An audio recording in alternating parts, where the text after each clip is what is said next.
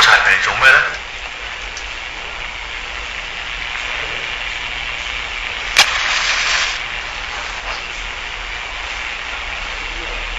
哇！嘴裏換下管火柴。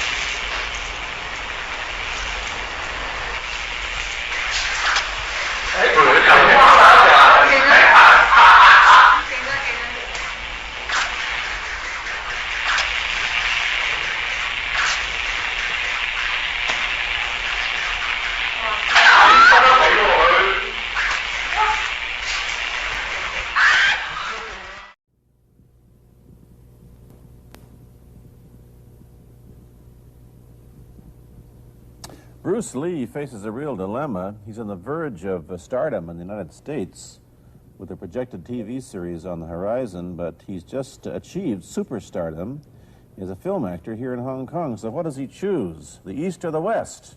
It's the kind of problem most budding movie actors would welcome.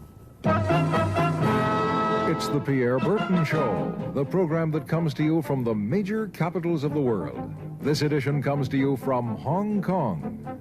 And Pierre's guest is the man who taught karate, judo, and Chinese boxing to James Garner, Steve McQueen, Lee Marvin, and James Coburn. The newest Mandarin superstar, known in the West for his appearances in Batman, The Green Hornet, Ironside, and Longstreet. His name is Bruce Lee, and he doesn't even speak Mandarin. And here's Pierre. Well, how can you play in Mandarin movies if you don't even speak Mandarin? How do you do that? Well, first of all, I speak only Cantonese. Yeah. So, I mean, there is quite a difference as far as pronunciation and things like that go. So somebody else's voice is used, right? For Definitely, definitely. You just make the words. Doesn't that sound strange when you go to the movies, especially in Hong Kong, in your own town, and you see yourself with somebody else's voice? Well, not really, you see, because most of the Mandarin pictures done here are dubbed anyway. They're dubbed anyway? Anyway. I mean, disregard. I mean, they shoot without sound. So it doesn't, make any difference. Your lips never quite make the right words, do they? Yeah, well, that's where the difficulty lies, you see. I mean, in order to, because the Cantonese have a different way of saying things, different from the Mandarin. Yeah. So I have to find, like, something similar to that and keep a kind of a feeling going behind that. Something that matching the Mandarin deal. Like the Does old it silent sound complicated? days. Like the old silent days. But I gather in the movies made here, the dialogue is pretty stilted anyway. Yeah, I agree with you. I mean, see, to me, a motion picture is motion. Yeah. I mean, you got to keep the dialogue down to the minimum.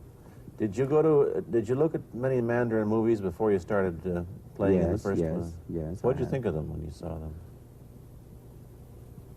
Quality-wise, I mean, I have to admit that it's not quite up to the standard.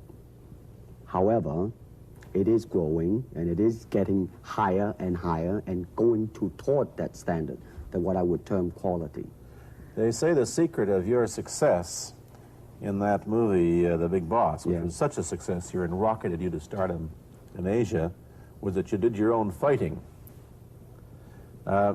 As an expert in the various martial arts in China, what did you think of the fighting that you saw in the movies that you studied before you became a star? Well, I mean, definitely in the beginning, I had no intention or whatsoever that what I was practicing and what I'm still practicing now would lead to this to begin with. But martial art has a very, very deep meaning as far as my life is concerned, because as an actor, as a martial artist, as a human being, all these I have learned from martial art. Maybe for our audience who doesn't know what it means, you might explain exactly what you mean by martial art. Right. Martial art include all the combative arts like karate or karate, judo, Chinese kung fu or Chinese boxing, whatever you call it. All those. You see, like Aikido, Korean, I can go on and on and on. But it's a combative form of fighting. I mean, it's not, some of them became sport but some of them are still not. I mean, they use, for instance, kicking to the groin, jabbing fingers at the eyes, and things like that. No wonder you're successful in the Chinese movies. They're full of this kind of action anyway. They needed a guy like you could... Violence, man. So you didn't have to use a double when you moved into the motion picture world here. You did it all yourself. Right. Can you break 5 or 6 pieces of wood with your hand or your foot? I'll probably break my hand and foot. But tell me a little bit, you set up a school in Hollywood, didn't you, for people like Yes. James Garner and Steve McQueen and the others? Yes. Why would they want to learn Chinese martial art? Because of a movie role? Not really. I mean, most of them, you see, to me, at least the way that when I teach it, all type of knowledge ultimately means self-knowledge. Mm-hmm. So therefore, they're coming in to, and ask me to teach them not so much of how to defend themselves or how to do somebody in, rather, they want to learn to express themselves through some movement, be it anger, be it determination, or whatsoever. So in other words, what I'm saying, therefore, is that he is paying me to show him in combative form the art of expressing the human body. Which is acting, in a sense, isn't it? Well, Or it would be useful, too, for an actor to have it's... both. I mean, it might sound too philosophical, but it's unacting acting or acting unacting, if you... You've lost me. I have, right? So what I'm saying, actually, you see, I mean, it's a combination of both. I mean, here it is the natural instinct, and here is control. You are to combine the two in harmony. Not, if you have one to the extreme, you will be very unscientific. If you have another to the extreme, you become all of a sudden a mechanical man, no longer a human being. So it is a successful combination of both. So therefore, it is not only, so therefore it's not pure naturalness or unnaturalness. The ideal is unnatural naturalness or natural unnaturalness. Yin yang, eh? Right, man, that's it. One of your students, James Coburn, played in a movie called Iron Man Flint, in which he used karate. Is that what he learned from you? He learned it after. Oh, after, he went yeah. after he played in Iron Man Right, Flint. right. You see, actually, I do not teach, karate because I do not believe in styles anymore. I mean, I do not believe that there is such thing as like Chinese way of fighting or the Japanese way of fighting or whatever way of fighting, because unless human beings have 3 arms and 4 legs, we will have a different form of fighting. But basically, we have only 2 hands and 2 feet. So styles tends to not only separate man, because they have their own doctrines, and then the doctrine became the gospel truth, that you cannot change, But if you do not have styles, if you just say, well, here I am, as a human being, how can I express myself totally and completely? Now, that way, you won't create a style, because style is a crystallization, that way, it's a process of continuing growth. You talk about Chinese boxing. How does it differ from, say, our kind of boxing? Well, first, we use the feet. That's And then start. we use the elbow. And You use the thumb, too? you name it, man. We You use it all. You have to, you see, because, that is the expression of the human body. Everything, not just the hand. And when you're talking about combat, well, if it is a sport, now you're talking about something else. You have regulations, you have rules. But when you're talking about fighting as it is, rules. with no rules. Not real fighting. Well, then, baby, you better train every part of your body. And when you do punch, now I'm leaning forward a little bit, hoping not to hurt any camera angle. You gotta put the whole hip into it and snap it and get all your energy in there and make this into a weapon. I don't want to tangle you in any dark that right now. You anyway. came at me pretty fast there. What is the difference between Chinese boxing and what we see these young men doing at 8 o'clock every morning on the rooftops in the parks called shadow boxing, which they're always... Well, actually, you see, That is part of Chinese boxing. Yes. There are so many schools. Different Everybody here schools. seems to be, you know, going like this all the time. Well, that's good. I'm they're all in I'm good very shape. glad. I'm very glad to see that, because at least somebody is caring for their own body, right? Yeah. I mean, that's a good sign. Well, it's a kind of a slow form of exercise, which is called Tai Chi Chuan. I'm speaking Mandarin just now. Yeah. Cantonese, Tai Chi Kun, okay? I see. And it's more of an exercise for the elderly, not so much for the Give young. me a demonstration. Show me. Can you do a little bit of it? Just so I mean, that, the hand-wise is very slow. oh, is it? And you push it out, but all the time you are keeping the continuity going. Bending, stretching, everything. You know, suppose, you know, I mean, you just keep it moving. It's like a ballet dancer there. Yeah, it is. I mean, to them, you see, the idea is running water never grows stale. So you got to just keep on flowing. Of all your students, famous, James Garner, Steve McQueen, Lee Marvin, James Coburn, Roman Polanski, which was the best? Who adapted best to this Oriental form of exercise and defense? Well, depending, okay? Now, as a fighter, Steve McQueen, now, he is good in that department because that son of a gun got the toughness in him. Yeah. I You mean, see it on the he- screen. I mean, he would say, all right, baby, here I am, man. You know, and he'll do it. Yeah. Now, James Coburn is a peace-loving man, I met him. right? I mean, Yeah. you've met him. I mean, he's really, really nice. I mean, Yeah. super mellow and all that. I mean, Yes. you know, I mean, now, he appreciates the philosophical part of it. Therefore, his understanding of it is deeper than Steve. So it's really hard to say. You see what I'm saying now? I see. I mean, Each one's different. it's different. So that's, I mean, depending on what you see in it.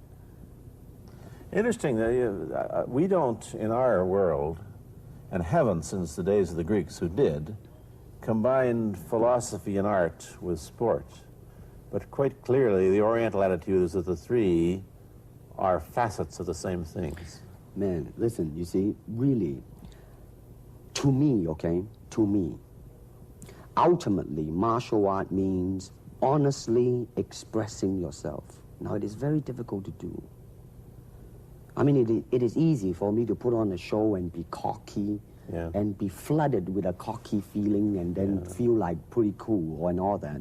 Or I can make all kinds of phony things, you see what I mean? Blinded by it. Or I can show you some really fancy movement. But to express oneself honestly, not lying to oneself, and to express myself honestly, now that, my friend, is very hard to do. And you have to train. You have to keep your reflexes so that when you want it, it's there. When you want to move, you're moving. And when you move, you are determined to move. Not taking 1 inch, not anything less than that.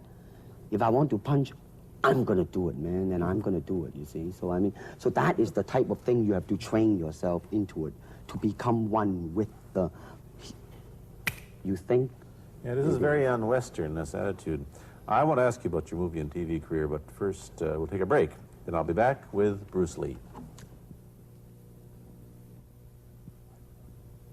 I've been talking to Bruce Lee mainly about the Chinese martial arts, which include things like Chinese boxing, karate, and judo, which is what he taught when he was in Hollywood. After he left the University of Washington, where he studied, of all things, philosophy, if you can believe that. He did, but that, perhaps you understand why the two go together from the first half of this program. And you can perhaps understand how he got into films. He knew a lot of actors, but I'm told that you got the job on the Green Hornet, where you played Kato the chauffeur, mainly because you're the only Chinese-looking guy who could pronounce the name of the leading character, Britt Reed. I meant that as a joke, of course. And it's a heck of a name, man. I mean, every time I said it at that time, I was super conscious. I mean, really now, that's another interesting thing, huh? Let's say if you learn to speak Chinese. Yeah. And it's it's not difficult to learn and speak the word. The hard thing, the difficult thing, it's behind what is the meaning, what brought on the expression and feelings behind those words. Like when I first arrived in the United States, and I look at a Caucasian, And I really would not know whether he was putting me on or is he really angry because we have different way of reacting to it. See, those are the difficult things, you see. It's almost as if you came upon a strange race where a smile didn't mean what it does to us. In fact, a smile doesn't always mean the same, does it? Of course not. Yeah, I just thought of that. Tell me about the big break when you played in Longstreet. I must tell the audience that that's it. Bruce Lee had a bit part or a supporting role in the Longstreet series, and this had an enormous effect on the audience. What was it? Well, you see, the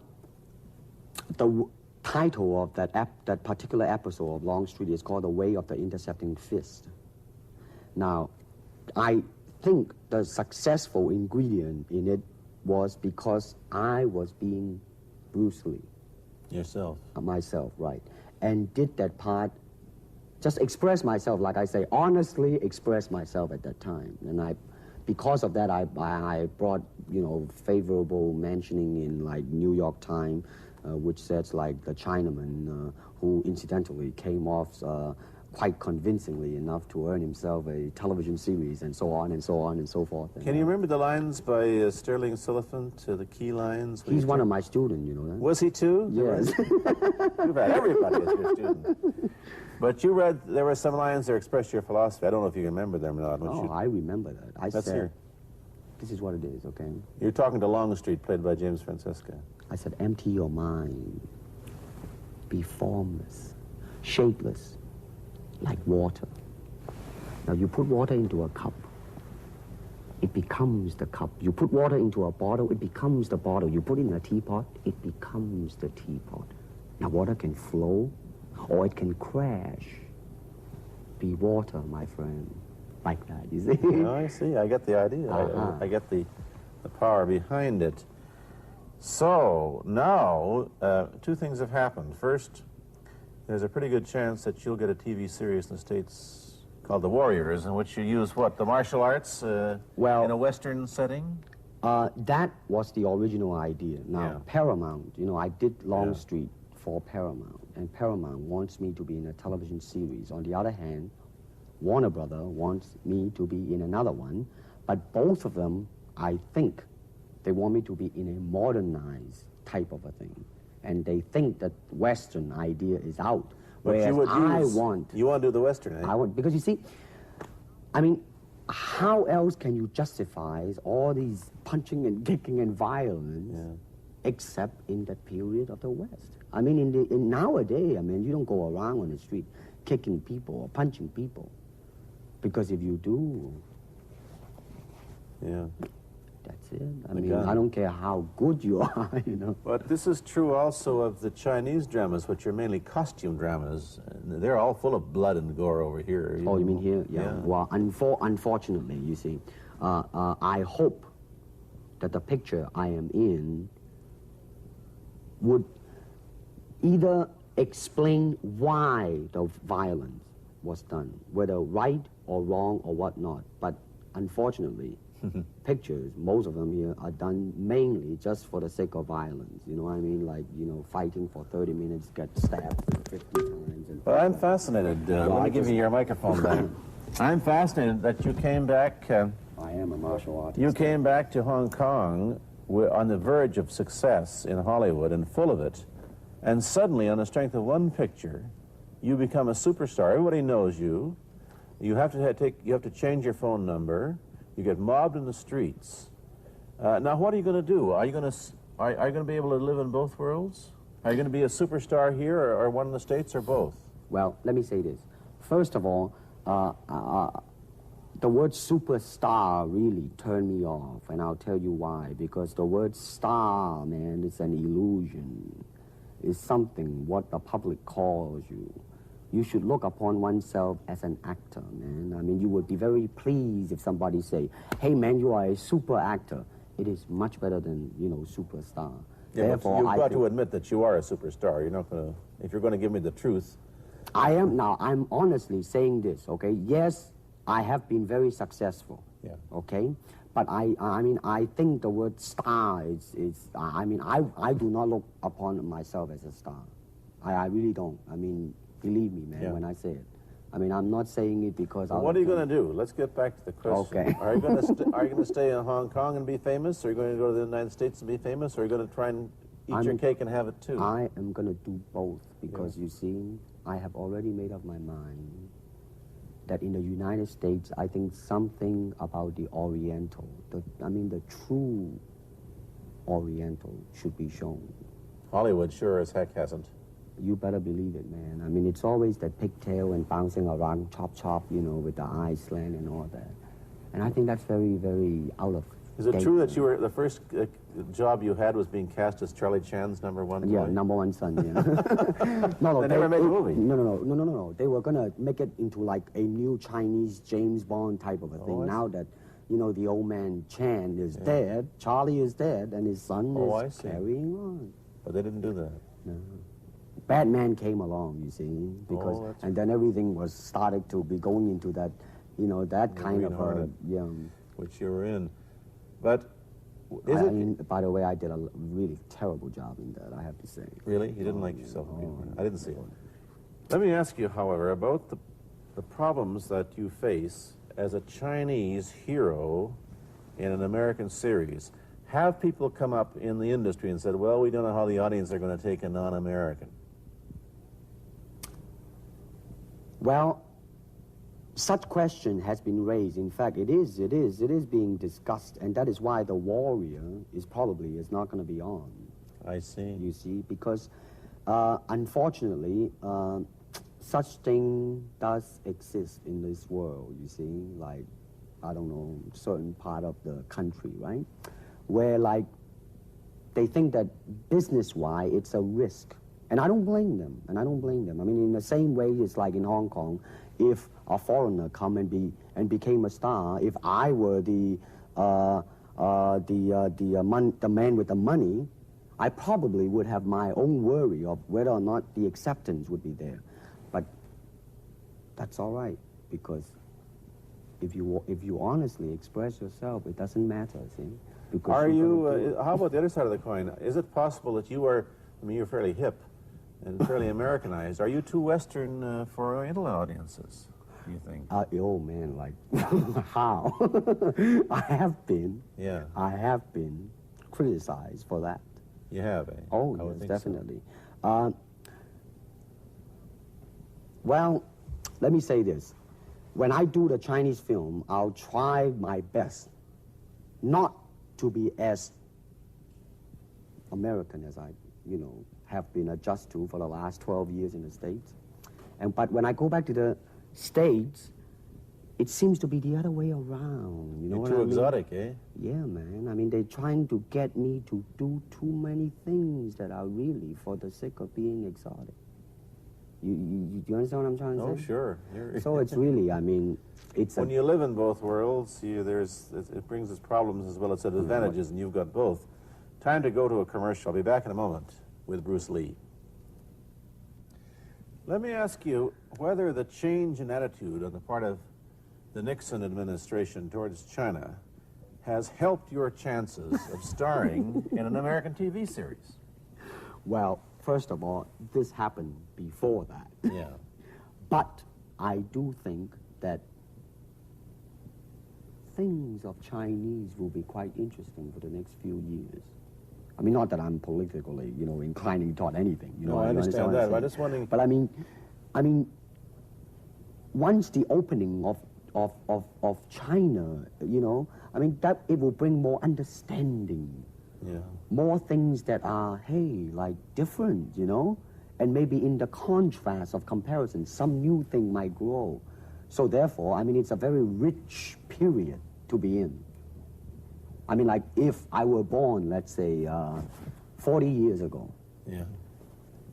if I have a thought in my mind, I said, boy, I'm gonna star in a movie or star in a television series in America. Well, that might be a vague dream, but I think right now, maybe, man. You still think of yourself Chinese, or do you ever think of yourself as North American? You know what I want to think of myself? As a human being. Because I mean, I don't want to sound like, as Confucius say, but under the sky, under the heaven, man, there is but one family. It just so happened, man, that people are different. Okay, we got to go. Thank you, Bruce Lee, for coming here. Thank you for Pierre. watching. Thank you.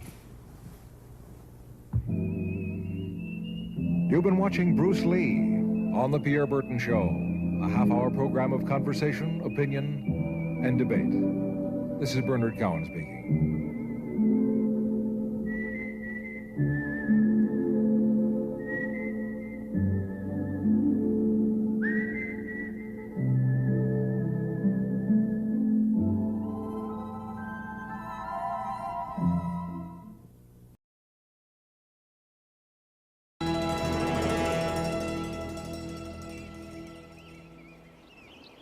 Teacher? I see your talents have gone beyond the mere physical level.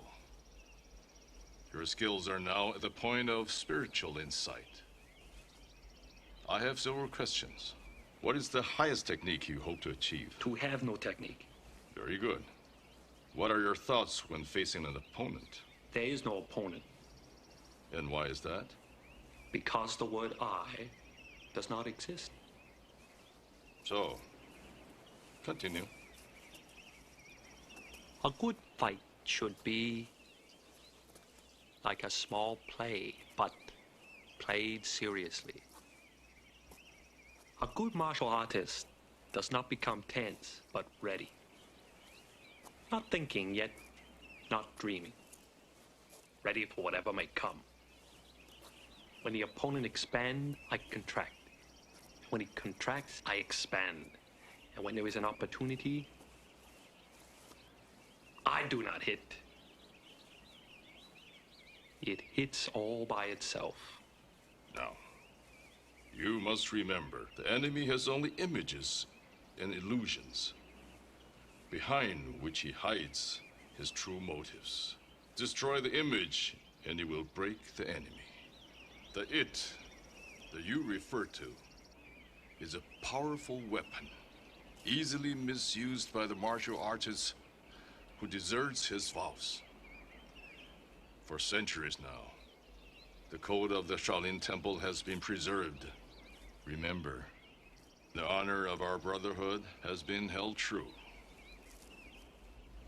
Tell me now the Shaolin Commandment number 13. A martial artist has to take responsibility for himself and to accept the consequences of his own doing. I'm ashamed to tell you now, among all the Shaolin men I have taught, there is one who has turned the ways of knowledge and strength to his own base ends. He has perverted all we hold sacred. His name is Han. In defiance of all our beliefs, he has brought disgrace to the Shaolin Temple. So, it is now for you to reclaim our lost honor. Yes, I understand. There is a man here. You will go to him.